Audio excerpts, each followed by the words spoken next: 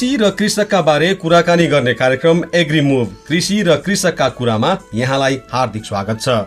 कृषि र यससँग सम्बन्धित अन्य थुप्रै विषयमा कुराकानी गर्ने कार्यक्रम एग्री मुभको 8औं अङ्क लिएर आइसकेका छौं। म हुँ दिवा र साथमा छु म पवन। कार्यक्रम तपाईँ हरेक हप्ताको मंगलबार र शुक्रबार साँझ यसै समयमा सुन्न सक्नुहुनेछ। कार्यक्रममा गत हप्ता यहाँले प्युठानमा फैलिएको फौजी किराको प्रकोप, सलह समस्याको समाधान नहुँदै खेतबारीमा वेस्टर्न ट्रेन्ट क्याटरपिलर नामक नयाँ झुसिल किराको प्रकोप देखिएको मोरङको प्रसंग, नेपाल कृषि अनुसन्धान परिषद नार्कका निर्देशक हरिकृष्ण उप्रेतीसँगको कुराकानी र नेपाल पसेको सलह बारेको सामग्री सुन्नु भएको थियो। एग्रीमुभको आजको अङ्कमा भने हामी रूपन्देहीका विदेशी जातका विभिन्न तरकारी र फलफूल उत्पादनमा खटिएका एकजना पौरखी किसानको कथा प्रस्तुत गर्दैछौं।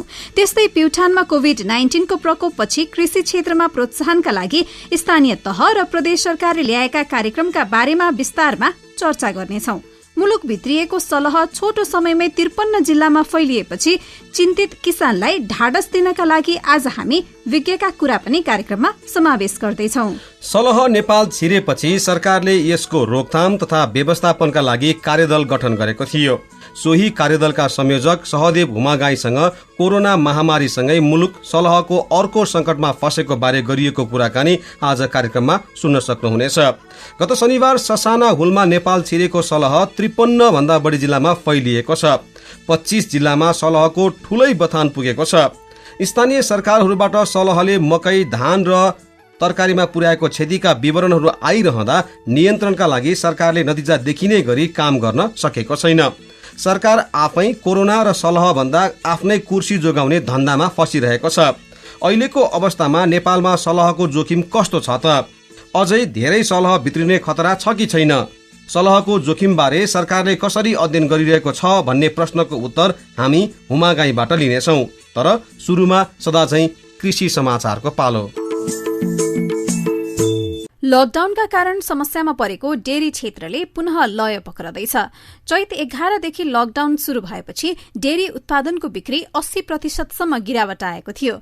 करिब 3 महिनापछि व्यवसाय बिस्तारै लयमा आउन थालेको उद्योगी बताउँछन्। नेपाल डेरी एसोसिएसनका महासचिव प्रहलाद दाहालले भन्नुभयो, आपूर्ति र दुग्ध पदार्थ संकलनका क्रममा भएको रुकावटले व्यवसाय चौपट भएको थियो। अहिले बिक्री क्रमशः बढेर 60% पुगेको छ। दुग्ध विकास संस्थानले पनि दुग्ध पदार्थको बिक्रीमा क्रमशः सुधार आएको जनाएको छ। डीडीसीका योजना तथा बजार व्यवस्था विभाग प्रमुख सञ्जीव झाले भन्नुभयो, वैशाखदेखि भदौसम्म बिक्रीको सिजन हो, तर लकडाउनले कारोबार भएन, अहिले लयमा फर्कदैछ।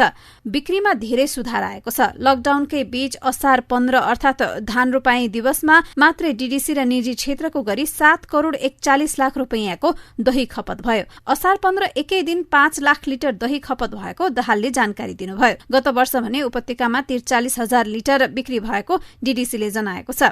यस वर्ष उपत्यका बाहिरको व्यापार भने केही कम भयो। डीडीसीका अनुसार बुटवल र विराटनगर क्षेत्रमा 11,000 लिटर दही खपत हुन्थ्यो, तर अहिले औसत 9,000 लिटर हाराहारीमा मात्रै बिक्री भएको डीडीसीले जनाएको छ। झाले भन्नुभयो, सामान्य दिनमा डीडीसीको बिक्री करिब 6,000 लिटरको हो। लकडाउन अवधिमा 2,000 देखि 2,500 लिटर बिक्री भइरहेको थियो। असार 15 मा अलि बढी नै बिक्री हुने आशा थियो, तर भएन। लकडाउन खुकुलो भएपछि डम्पको अवस्थामा पुगेको पाउडर दूध करिब 10% बिक्री भए पनि बटर अझै डम्प नै छ। किसानबाट संकलनका क्रममा केही दूध कटौती गरेर उठाउनु पर्ने बाध्यता भएको एसोसिएसनका अध्यक्ष राधाकृष्ण सापकोटाले बताउनुभयो। उहाँले भन्नुभयो, किसानका सबै दूध उठाए डम्प भएको पाउडर दूध उठ्दैन। भदौबाट 3 महिना सुक्खा सिजन हो। डम्प अवस्थामा रहेको दुग्ध पदार्थ त्यसबेला उठ्ने आशा छ।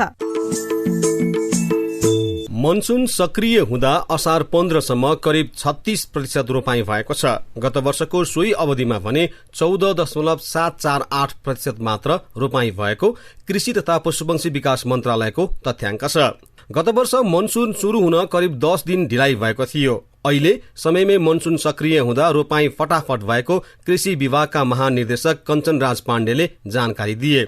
उनले भने, पानी परेकाले रोपाई राम्रो भएको छ, मौसमका कारण उत्पादन बढ्छ। बर्खे सिजनमा 13,71,706 हेक्टर जमिनमा रोपाई हुन्छ, जसमध्ये 4,86,662 हेक्टरमा रोपाई भएको हो। विवरण अनुसार पछिल्ला 5 दिनमा 15.43% रोपाई बढेको छ। असार 10 गतेसम्म 20.05% रोपाई भएको थियो। 15 गतेसम्म आइपुग्दा 35.58% रोपाई भएको हो। सबैभन्दा बढी उच्च पहाडमा 40.723% रोपाई भएको मन्त्रालयले विवरण सार्वजनिक गरेको छ। सो वेगमा गत वर्ष असार 15 सम्म 29.967% रोपाई भएको थियो। मध्य पहाडमा 37.95% रोपाई भएको छ। अघिल्लो वर्ष सोही अवधिमा 23% मात्रै थियो। तराईमा भने 34.34% रोपाई भएको छ। गत वर्ष यति बेलासम्म मात्र 11% रोपाई भएको थियो। 33% जमिनमा मात्रै सिंचाई सुविधा रहेको नेपाल कृषि अनुसन्धान परिषदका निर्देशक रामबहादुर केसीले जानकारी दिए। सिंचाईको क्षेत्रफल बढाउन सके उत्पादन वृद्धिमा केही सुधार गर्न सकिने उनको भनाइ छ। उनले भने खेती प्रणाली मनसुनमै आधारित छ। अहिलेको अवस्थामा 33% मात्रै सिंचाई सुविधा छ। सिंचाई विस्तार गर्न सके फाइदा हुन्थ्यो। खेती र उत्पादन बढाउन मद्दत पुग्थ्यो। ग्राहस्थ उत्पादनमा कृषिको योगदान महत्वपूर्ण छ, तर उत्पादनका लागि चाहिने सिंचाई मल लगायत अभावले समस्या भइरहेको उनले बताए। असार 15 सम्म सबैभन्दा बढी सुदूरपश्चिम प्रदेशमा 49.54 र कर्णाली प्रदेशमा 49.15% रोपाई भएको छ। गत वर्षको सोही अवधिमा सुदूरपश्चिममा 25.22 र कर्णाली प्रदेशमा 49.46% रोपाई भएको थियो। प्रदेश 5 मा पनि 45.99% रोपाई भएको छ। गत वर्ष सोही अवधिमा 13.31% मात्रै रोपाई भएको थियो। गण्डकी प्रदेशमा 35.66 र बागमती प्रदेशमा 36.22% रोपाई भएको छ। गत वर्ष यो अवधिमा गण्डकीमा 21.85 र बागमती प्रदेशमा 8.18% मात्रै रोपाई भएको थियो। प्रदेश 2 मा 29.02% र प्रदेश 1 मा 21.08% रोपाई भएको छ। अघिल्लो वर्ष प्रदेश 2 मा 5.35 र प्रदेश 1 मा 17.67% रोपाई भएको थियो। सबै प्रदेशमा रोपाई उल्लेख्य बढे पनि मुलुकभर मल अभावै छ। रोपाईकै मुखमा मल अभाव हुँदा त्यसको सीधा असर उत्पादनमा पर्ने केसीले बताए। भर्खरै सुन्नुभयो विभिन्न कृषि समाचार। सलहको प्रकोप नेपालमा पनि बिस्तारै देखिन थालेको छ। यसले कृषि बालीलाई नोक्सानी मात्र होइन पुरै नष्ट पनि गर्छ। त्यसैले बेलैमा सावधान हुन जरुरी छ। कपिलवस्तुबाट पसेका सलह मध्ये केही झुण्ड दाङ र प्युठान तर्फ गएका छन्। रूपन्देहीबाट छिरेको झुण्ड पाल्पा र अर्घाखाँची तर्फ उडेको झुण्ड मध्ये धेरै जसो जंगलमा बसेको रिपोर्ट छ। कपिलवस्तुबाट गएको सलहले दाङमा केही नोक्सानी गरेको छ। हावाको बहाव पूर्वबाट पश्चिम तर्फ भएकाले सलहका झुण्डहरू पश्चिम धकेलिएको पाइएको छ। मकवानपुरको बकैया र हेटौँडा क्षेत्रमा अनुमानित 10 लाख सलहका झुण्डहरू रहेको अनुमान छ। त्यहाँबाट केही सलह चितवनतर्फ उडेको छ। सोमबार चितवनको कालिका, शक्तिखोर र रत्ननगरमा सलहका झुण्डहरू देखिएका छन्। तिनीहरू त्यहाँबाट अन्त उडेका छैनन्। सिन्धुलीको विमान क्षेत्रमा केही झुण्ड भेटिएको छ। तीमध्ये केही काभ्रे र रामेछापतर्फ उडेको सूचना कार्यदलसँग छ। काठमाडौँ उपत्यकामा पनि थोरै सलह आइपुगेका थिए। अहिले विशेष गरी आकाशमा उडेका सलहको संख्या कसरी यकिन हुन्छ भन्ने बारे पनि धेरैको जिज्ञासा छ। सलहको प्रकोप मुलुकमा कस्तो अवस्थामा छ त? यसको संख्या निर्धारण कसरी गर्न सकिन्छ भन्ने बारे सलह रोकथाम तथा व्यवस्थापनका लागि सरकारले गठन गरेको कार्यदलका संयोजक सहदेव हुमागाईसँगको कुराकानी अबको क्रममा। हुन त यी किराहरू बिस्तारै पूर्वबाट पश्चिमतिर धकेलिरहेको अवस्था चाहिँ हाम्रो हावाको दिशा, हावाको चापको कारणले गर्दाखेरि यी झुण्डहरूको संख्या अलिक धेरै भएको हुनाले यिनीहरूले अलिक बढी क्षति गर्छन् कि भन्ने हाम्रो एउटा पूर्व अनुमान छ। तर अब अहिले हाम्रो सबै निकायहरू, खास गरी प्रादेशिक सरकारका विभिन्न निकायहरू, स्थानीय सरकारका विभिन्न निकायहरू, हैन, कृषक दाजुभाइ दिदीबहिनीहरू सबैले यो किराको व्यवस्थापनमा चाहिँ जुट्नु भएको छ। खास गरी अहिले चाहिँ यो किरालाई आफ्नो क्षेत्रमा बस्न नदिने सबैभन्दा राम्रो उपाय चाहिँ त्यो हो। त्यसलाई अहिले हामी तुरुन्तै रासायनिक विषादीमा जाँदाखेरि त्यसले फेरि अर्को ठुलो समस्या ल्याउन सक्छ। अर्को त्यसले वातावरणमा समस्या ल्याउन सक्छ, हैन, मानव स्वास्थ्यमा त्यसले प्रतिकूल असरहरू पुर्याउन सक्छ। अहिले हामीले त्यसलाई चाहिँ ठुलो आवाज दिएर भगाउने, यदि आफ्नो क्षेत्रमा नजिकै आफ्नो खेती बालीमा अथवा नजिकै क्षेत्रमा यदि आएको सूचना पाउने बित्तिकै त्यहाँ मान्छेहरू जम्मा भएर त्यसलाई तर्साएर भगाउने, त्यो गरियो भने त्यो बस्नुभन्दा अगाडि नै त्यसलाई हामीले भगाउन सक्यौँ भने चाहिँ त्यसले खासै धेरै नोक्सान गर्न सक्दैन। र त्यसको लागि चाहिँ सबैको एउटा समन्वयात्मक भूमिकाको चाहिँ आवश्यक पर्छ। एउटा दुईटा किसानले मात्रै त्यसलाई भगाउँछु भने त्यो सम्भव छैन। त्यहाँको समुदाय नै यसमा लाग्नुपर्छ। सकिन्छ भने अब हाम्रो सुरक्षा प्रशासनले पनि यसमा अहिले गृह प्रशासनले पनि यसमा चाहिँ समन्वयात्मक भूमिकालाई अहिले अगाडि बढाएको हामीले महसुस गरिरहेका छौँ। त्यस्तै गरेर अहिले यो विभिन्न जिल्लाहरूमा यसको फैलावट चाहिँ देखिएको छ हैन। अन्य जिल्लाहरूमा चाहिँ त्यस्तो खासै ठुलो क्षति पुर्याउने संख्यामा चाहिँ यिनीहरू पुगेका छैनन्। सानसाना झुण्डहरू कहीँ कतै तपाईँको 2-400 संख्यामा, कतै 2-4 हजारको संख्यामा, कतै तपाईँको 8-10 वटा संख्यामा पनि देखिएको पनि जिल्लामा चाहिँ पुगेको अवस्था छ। मुस्ताङबाट साथीले चाहिँ पठाउनु भएको थियो, त्यहाँ पनि 8-10 वटा किराहरू पुगेको भन्ने रिपोर्टिङ भएको छ। मुस्ताङ जस्तो जिल्लामा पनि किरा चाहिँ पुगेको छ, रोल्पामा पुगेको छ हैन, बागलुङ, गुल्मी लगायत हाम्रो पश्चिमी क्षेत्रमा चाहिँ प्रदेश नम्बर 5 का अधिकांश जिल्लाहरूमा चाहिँ यो किरा पुगेको अवस्था छ। अब यो बिस्तारै बिस्तारै पश्चिमी क्षेत्रका विभिन्न जिल्लाहरूमा अगाडि बढ्दैछ। ठुलो संख्यामा चाहिँ एक ठाउँबाट अर्को ठाउँ मुभ हुँदै अगाडि बढेको छ हैन। ठुलै संख्यामा पुगेको जिल्ला चाहिँ अहिले 25 वटा जिल्ला छ भने सानसाना 2-4 वटा भेटिएका, 8-10 वटा भेटिएका हैन, 20-30 वटा भेटिएका भन्ने जिल्लाहरूको संख्या गर्दाखेरि चाहिँ 52-53 वटा जिल्लाहरू पुगेको छ। प्राविधिक पक्ष चाहिँ बुझ्न जरुरी छ कि अब हामीले किरा गनेर आकाशमा एउटा गरेर गनेको चाहिँ होइन, एउटा अनुमान हो।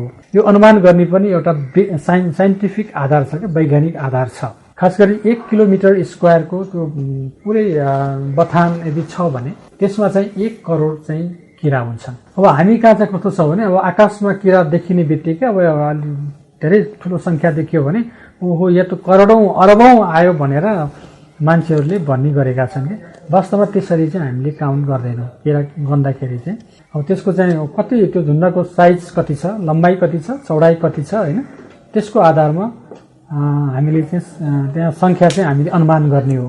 ठ्याक्कै यति नै तपाईको अहिले 30 लाख अथवा 35 लाख भनिएको छ भने त्यो 35 लाख ठ्याक्कै हुन्छ भन्ने पनि छैन। 35 लाखमा 2-4 लाख बढी पनि हुन सक्ला अथवा 2-4 लाख घटी पनि हुन सक्ला। तर त्यो चाहिँ हाम्रो के हो भने एउटा टेन्टेटिभ अनुमान हो। यति जति चाहिँ नेपालमा सलह किरा भेटिएको हुनुपर्छ भन्ने यो चाहिँ एउटा के भने यो विभिन्न देशहरूमा गरिने यो प्र्याक्टिस हो, तरिका हो। किराको संख्या चाहिँ मेजरमेन्ट गर्ने तरिका चाहिँ त्यो हो। अब अहिले हामीले ठ्याक्कै कति तपाईको त्यसको सलहको झुण्डको चौडाइ र लम्बाइ पनि हामीले नापेका त छैनौँ। तर त्यो उड्दाखेरि आकाशमा उड्दाखेरि कसरी उडिरहेको छ हैन, त्यसले कति फैलावटमा छ र कति लम्बाइको छ भने त्यो अनुमान गरेर हामीले चाहिँ त्यसको संख्याको चाहिँ हामीले आकलन गरे हो। त्यो ठ्याक्कै त्यही संख्या 35 लाख भनेर भन्न खोजिएको चाहिँ होइन, लगभग त्यति जति संख्यामा चाहिँ नेपालमा किरा भित्रिएको हुनुपर्छ भनेर भन्न खोजिएको हो। अब अहिलेको अवस्थामा हाम्रो किसानहरू धेरै आत्तिरहनु भएको अवस्था छ हैन। हामी सबै चिन्तित छौँ। अब यस्तो बेलामा धेरै चिन्ता नगरिकन धेरै अलिकति संयमित भएर यो किरालाई चाहिँ एउटा मात्रै निकायले व्यवस्थापन गर्छु भनेर सम्भव छैन। सबै निकायहरू तपाईको हाम्रो स्थानीय निकाय हैन, हाम्रा विभिन्न संस्थाहरू छन्, हाम्रो कृषक दाजुभाइ दिदीबहिनीहरू हुनुहुन्छ, हाम्रो प्रदेश सरकार छ, संघीय सरकार छ हैन, हाम्रो गृह प्रशासन छ, हाम्रो सुरक्षा प्रशासन छ हैन। सबैको यो समन्वयात्मक प्रयासले मात्रै यो किरालाई हामीले व्यवस्थापन गर्न सकिन्छ। हाम्रो परम्परा चाहिँ के छ भने हाम्रो नेपालीहरूको आनी बानी चाहिँ के छ भने केही समस्या आयो भने एउटा निकायको टाउकोमा मात्रै थुपार्ने र आफू चाहिँ चोखिने प्रयास गर्ने हाम्रो परम्परा छ। यो चाहिँ नगरौँ। यसमा चाहिँ सबै निकायको अझ मुख्य गरेर म त के भन्छु, हाम्रो मिडियाका साथीहरूको पनि ठुलो भूमिका छ। सही सूचना हामीले सम्प्रेषण गर्यौँ भने हाम्रो कृषक दाजुभाइ दिदीबहिनीहरूलाई सही सूचना पुग्छ र उहाँहरूलाई चाहिँ अलिकति अहिलेको जुन त्रासको वातावरण छ त्यसबाट चाहिँ त्यो त्रासलाई चाहिँ हामीले अलिकति घटाउन सक्छौँ भन्ने मलाई लाग्छ। उहाँ हुनुहुन्थ्यो सलह रोकथाम तथा व्यवस्थापनका लागि सरकारले गठन गरेको कार्यदलका संयोजक सहदेव हुमागाई नेपालमा सलहको प्रकोपका बारेमा जानकारी दिँदै। अन्य रिपोर्ट र कुराकानी त बाँकी नै छ, तर अहिले बेला भएको छ छोटो ब्रेकको।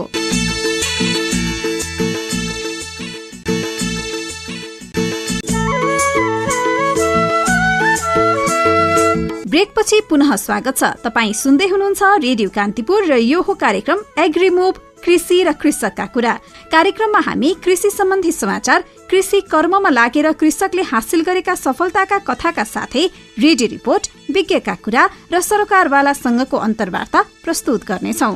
एग्री मुभले थोक मूल्यमा पसल तपाईकै दैलोमा ल्याउने काम पनि गर्दैछ। हाललाई काठमाडौँ, भक्तपुर र ललितपुर भित्रका पसलमा थोक मूल्यमै तयारी फलफूल निशुल्क रूपमा ढुवानी पनि एग्री मुभले गर्दैछ। यसका साथै देशका विभिन्न स्थानबाट एग्री मुभका संकलन केन्द्रमा भण्डारण र सफाई गरिएका ताजा तरकारी तथा फलफूल पनि हामी ठूला पसल र शपिङ मार्टमा एका बिहानै ढुवानी गर्छौं। साथै कृषकले उत्पादन गरेका तरकारी फलफूल काठमाडौँमा बिक्री गर्नु परेमा हामीलाई सम्पर्क गर्न सक्नुहुनेछ। हाम्रो सम्पर्क नम्बर हो 98 049 46 107। तर हामी होम डेलिभरी भने गर्दैनौ। यो सेवा किराना पसल, शपिङ मार्ट र ई कमर्स जस्ता कम्पनीलाई मात्रै दिइनेछ। एग्री मुभका बारेमा यो जानकारी पछि अब लागौं एकजना पौरखी किसानको कथा सुन्नेतर्फ। ब्रिटिश लाउरे परिवारका सदस्य रूपन्देही सिद्धार्थनगरका आशा गुरुङ 2026 सालमा जन्मिएका थिए। उनी तन्नेरी अवस्थामा जर्मनी पुगे। त्यहाँ छँदा फलफूल र तरकारी बगैँचामा काम गरे।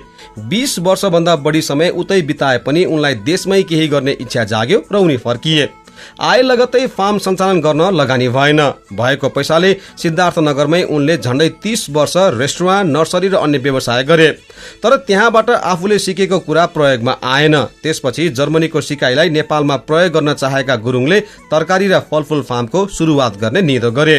विगत 2 वर्षदेखि 6.5 बिघा खेतमा विभिन्न जातका तरकारी र फलफूल गरी 5000 बिरुवा रोपी तराईको प्रचण्ड गर्मीमा समेत स्याउ फलाउन सकिने उदाहरण उनले पस्केका छन्। उनको सफलताको कथा सहकर्मी सञ्जु पौडेलको आवाजमा।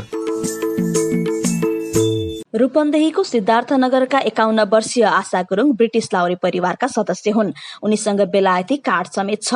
आमा र परिवारका अन्य सदस्य उतै बस्छन्। तर आशा आफ्नो परिवार लिएर रूपन्देहीमै रमाइरहेका छन्। दिनहुँ जसो एक हुल्लाई आफूले गरेको कामको बारेमा सुनाउन पाएका उनको दिन घरदेखि झण्डै 8 किलोमिटरमा रहेको बगानमा बित्छ। बन्दाबन्दी अघि जिल्ला र बाहिरबाट अवलोकन गर्न आउने मानिसलाई बोट बिरुवा, सिंचाई र उत्पादन बारे जानकारी दिँदा एकछिन पनि फुर्सद थिएन उनलाई।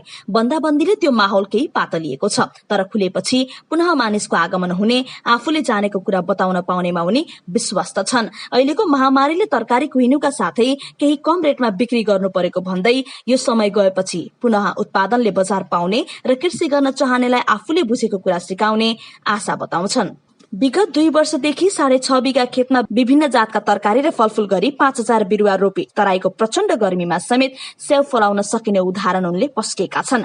विगत 2 वर्षदेखि सञ्चालनमा आएको Lumbini organic farm and research सेन्टरमा उनले झण्डै 28 जातका फलफूल जस्तै स्याउ, स्ट्रबेरी, एप्पल वेक्स, एप्पल वेयर, थाई गुआभा, इन्डियन गुआभा, आँप, अनार, ड्रागन फ्रुट, लिची, कटहर, नस्पाती, ब्लुबेरी, मलबेरी, रसबेरी, चिकु, सुन्तला, मुन्ताला, मौसमी, जमुना, थाई 7 गुआभा, पिङ्क गुआभा, कागती, चेरी आदि लगाएका छन्।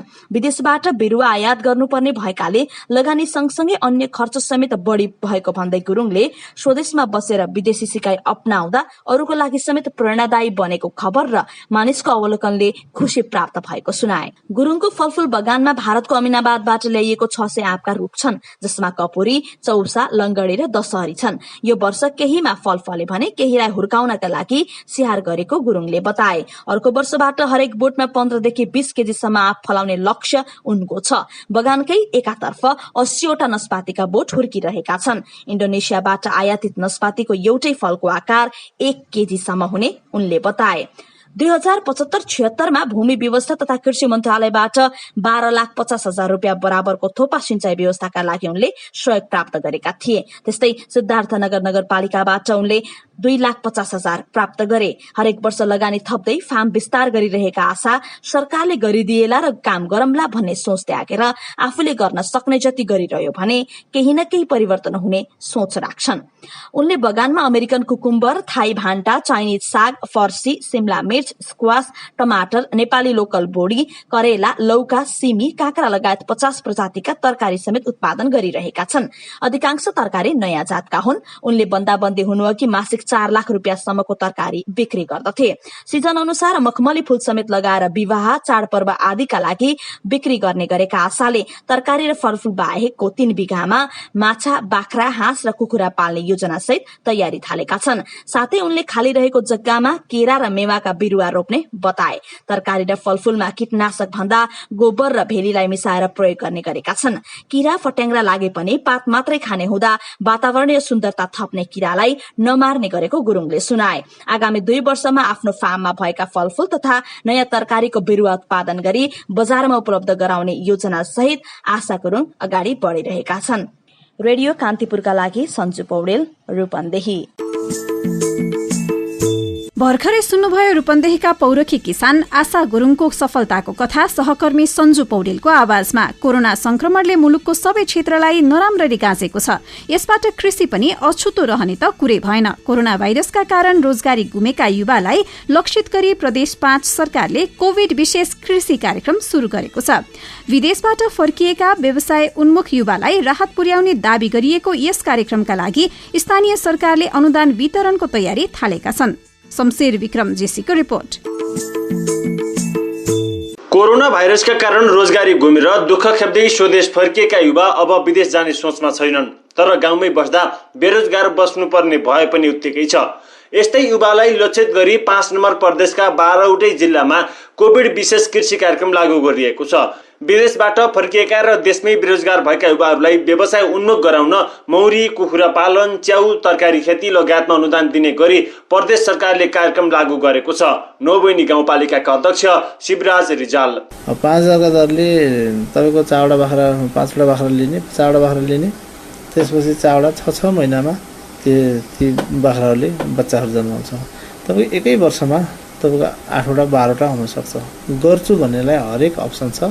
त्यही अप्सन मध्येको एउटा अप्सन प्रदेश सरकारले ल स्थानीय तहसँग पैसाको स्थिति के छ, तर कम्तीमा यस्तो गर्दाखेरि 250-300 मान्छेहरूलाई रोजगारी दिन सकिन्छ। प्रदेश सरकारको कोभिड विशेष कार्यक्रमका लागि प्युठानका 9 स्थानीय तहमा 4 करोड 14 लाख रुपियाँ बजेट विनियोजन भएको छ। यसबाट एक पालिकामा 200 जना युवालाई 20,000 का दरले अनुदान दिने तयारी स्थानीय तहहरूको छ। प्युठानमा सोही कार्यक्रमबाट 1800 युवालाई स्वरोजगार बनाउने योजना स्थानीय तहले अघि सारेका छन्। मलरानी गाउँपालिकाका प्रमुख प्रशासकीय अधिकृत बालकृष्ण थापा 1618 जना भनेको अत्याधिक संख्यामा यो चाहिँ कृषकहरू यो कृषि कामको लागि चाहिँ आवेदन दिनुभएको छ। यो भनेको उत्सुक हुनुहुन्छ। यसबाट अब विदेशमा रोजगारीको अवसर गुमेको र स्वदेशमा के गरौँ भन्ने जो युवा हुनुहुन्छ, उत्सुक हुनुहुन्छ, उहाँलाई चाहिँ थोरै भए पनि राहत मिल्छ। कार्यक्रम लागू भएपछि उत्साहित युवाहरूले अनुदानलाई व्यवस्थित बनाउन आग्रह गरेका छन्। विगतमा जस्तै अनुदानमा राजनीति नगर्ने र कनिका छरे जस्तै रकम नबाड्न युवाहरूको माग छ। स्थानीय युवा बाबुराम भुसाल जुन फर्म भरेको छु तर फर्म पर्छ भन्ने म आशमा छैन। जुन पहिलादेखि नै राजनीतिकरण भइरहेको हुँदा युवाहरू अझै ढुक्क छैनन्। जुन फर्म सिलेक्ट गर्दा आफ्नो अर्काको नभनिकन सिलेक्ट गरियोस् र यसरी कृषि फर्म उपलब्ध गराइयो भने आफ्नै गाउँठाउँमा बसेर कृषि कार्यक्रम गर्ने धेरै रहर छ, राम्रो हुनेछ। जुन अर्काको देशमा गएर यसरी रोजगार गुमाइरहेको सबै युवाहरूलाई पीडा छ। र स्थानीय तहहरूमा पहुँच र भन्सुनकी आधारमा अनुदान बाँड्ने प्रवृत्ति दोहोरिने खतरा पनि उत्तिकै छ। युवाहरूलाई स्वरोजगार बनाउन घोषणा गरिएको यो कार्यक्रम औपचारिकतामुखी भन्दा उत्पादनमुखी बनाउनतिर स्थानीय तह र प्रदेश सरकार सजग नभए नतिजा अपेक्षाकृत हुने छैन। रेडियो कान्तिपुरका लागि शमशेर विक्रम जेसी, प्युठान। उनी थिए हाम्रा प्युठान सहकर्मी शमशेर विक्रम जेसी र प्रस्तुत गर्दै थिए प्रदेश 5 सरकारले सञ्चालन गरेको कोभिड-19 विशेष कृषि कार्यक्रम सम्बन्धी सामग्री। अब भने हामी कार्यक्रमको अन्त्यतिर आइसकेका छौं। तपाईलाई यो कार्यक्रम कस्तो लाग्यो हामीलाई सल्लाह र सुझाव दिन नभुल्नुहोला। तपाई हामीलाई रेडियो कान्तिपुरको फेसबुक पेजमा गएर कार्यक्रम एग्री मुभ कृषि र कृषकका कुरा उल्लेख गरी सुझाव दिन सक्नुहुनेछ। आगामी मंगलबारसम्मका लागि हामीलाई बिदा दिनुहोस्। नमस्कार।